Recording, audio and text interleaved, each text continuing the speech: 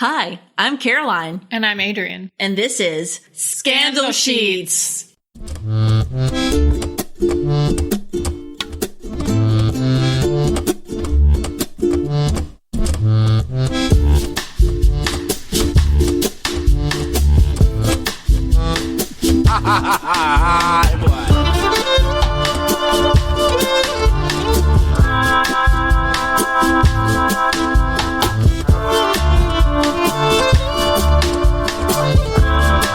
Hello and welcome to Scandal Sheets, the podcast that explores the scandals of the past along with the places and the people associated with it. I am your host, Caroline. And I'm your host, Adrienne. And I cannot believe I totally remembered that intro because it's been forever. It has been a while. I know, like... I think it was September. Right, yeah. We are very bad podcasters. Actually, Caroline's a very bad podcaster.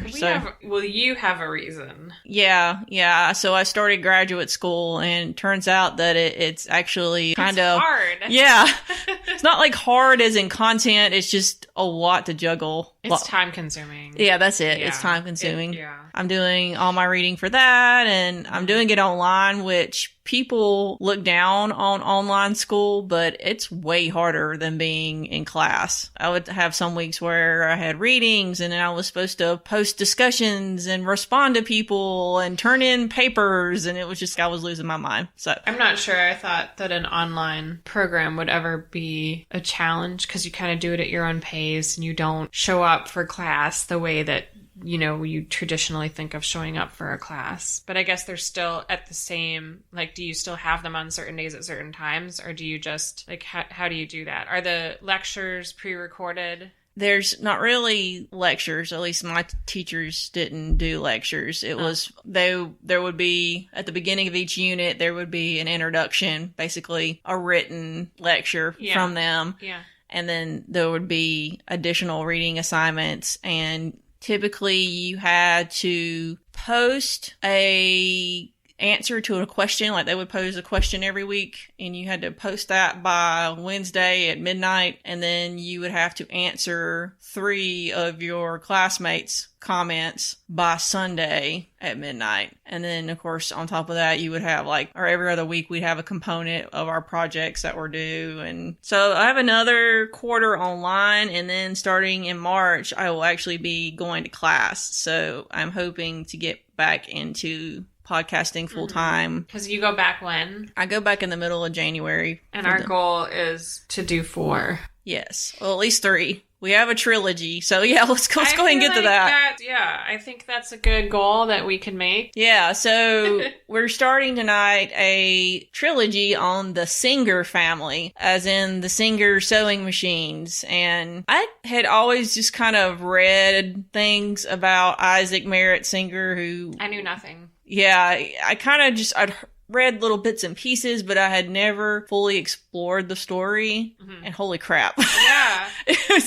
What little I read, I was just like, I'm leaving this to Caroline because I can't deal with the number of children and wives and family members, and it's pretty insane. It really is. That's enough of an introduction for you on today. I think so. Yeah.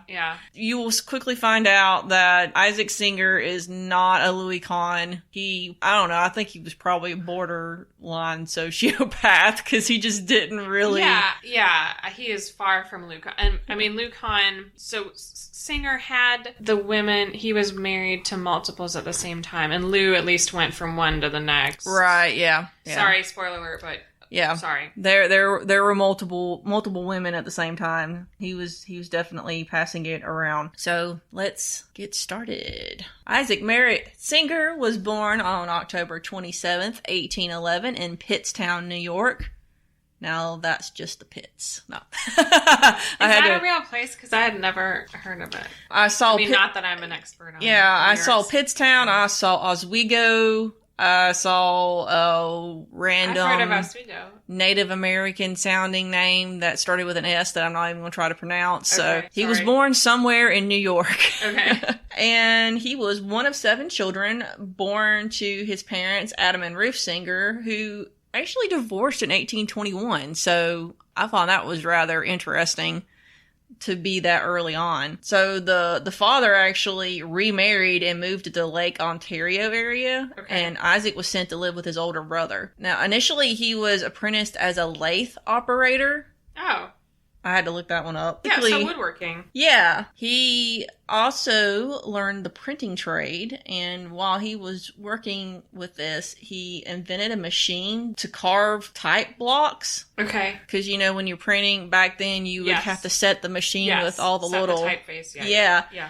So he apparently invented a machine that could make these things. And then it was lost in a fire. So...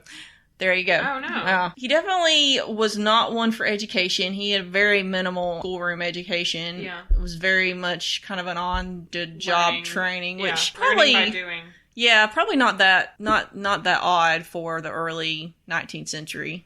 So he did have a predisposition towards the stage. So he took off and joined a traveling troupe of actors in his teens. Wow. He initially built the scenery for productions and then occasionally filled in when they were short on actors. So somewhere around this time, it was about 1830, he married his first wife, Catherine Haley. And it sounded like they maybe had traveled around together, but the acting troupe fell apart soon after that, and so he had to go back to kind of hard labor. He worked as an excavator for a while and apparently invented a machine to excavate rock, but he couldn't find any interested investors to invest the money. So is he kind of a genius, or is he improving on something that already existed?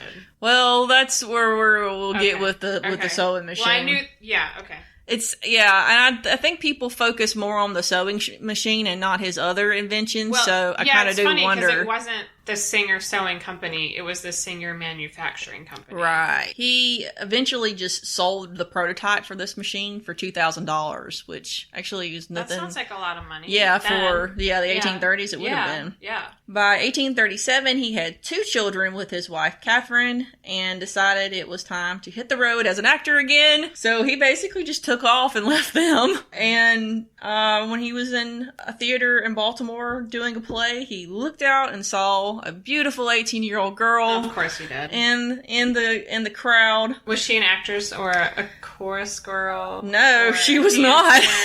She seemed to be just a random person who happened to just be at the play watching it. Her name was Marianne Spousler, which is pretty ironic when we get further on down into this. They took up with each other and moved back to New York City, and he promised that he would marry her as soon as he got a divorce. And around the same time, he had, I guess, a formal falling out with his legal wife, Catherine. Yeah.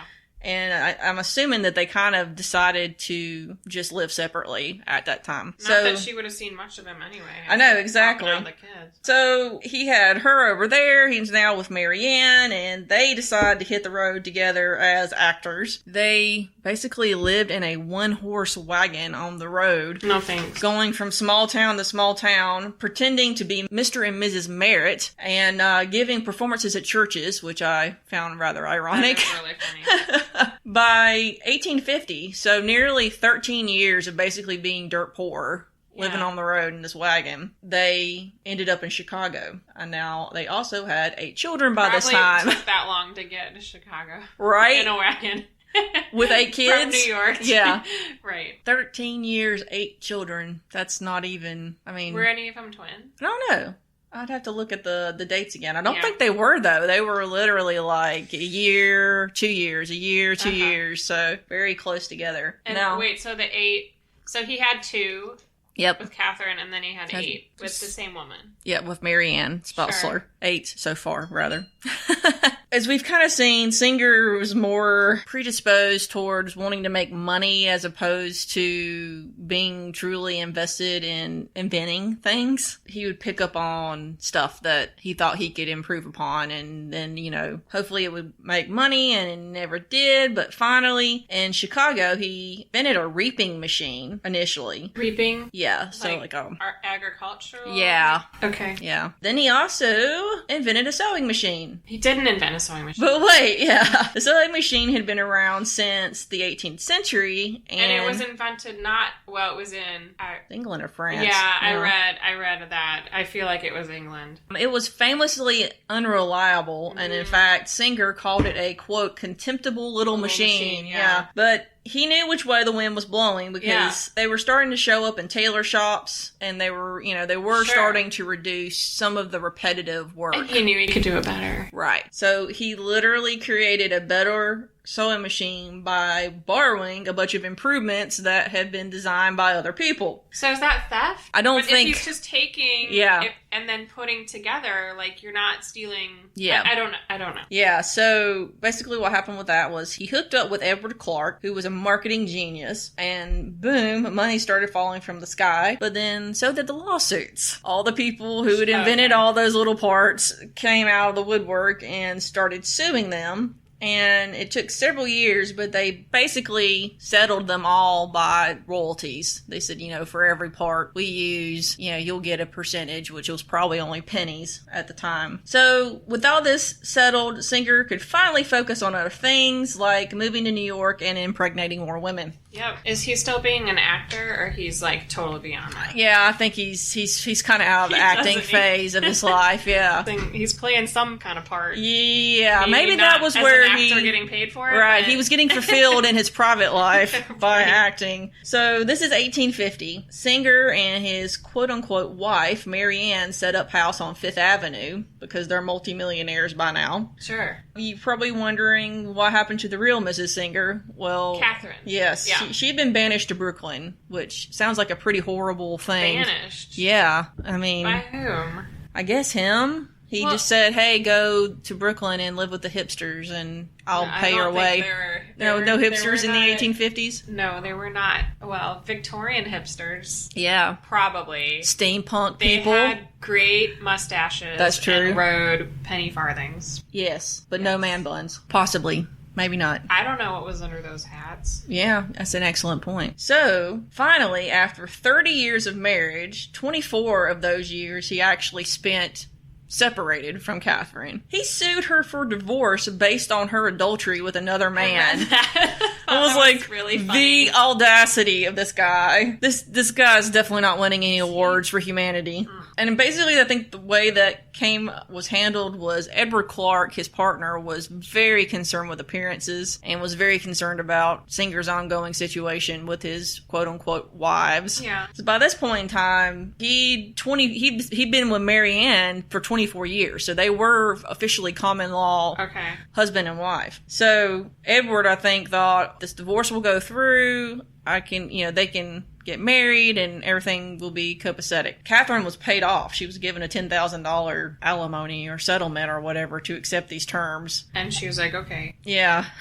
I think really, they said basically she'd been getting a monthly stipend from Singer anyway and knew that it would go away if she said no, so it was kind of being forced into it. If that wasn't enough fun for you, here's where it really gets going. Mary Ann, of course, was now his common law wife. Mm-hmm. So she thinks I'm going to finally get the ring after 24 years. Oh. I was like, do they get married now or no? Well, one day she's out riding in her carriage when she spots her husband, quote unquote, in a carriage with another woman. So apparently there was quite the public confrontation. She stood up and started screaming at them and just attracting a lot of attention. It is New York, so I'm visualizing like a Jersey Shore club brawl or something with carriages. Yeah. Yeah. And clubs. Literal clubs. Yeah, and clubs. Oh, yes. Yes. Billy clubs. Boom, boom, Billy clubs, yeah.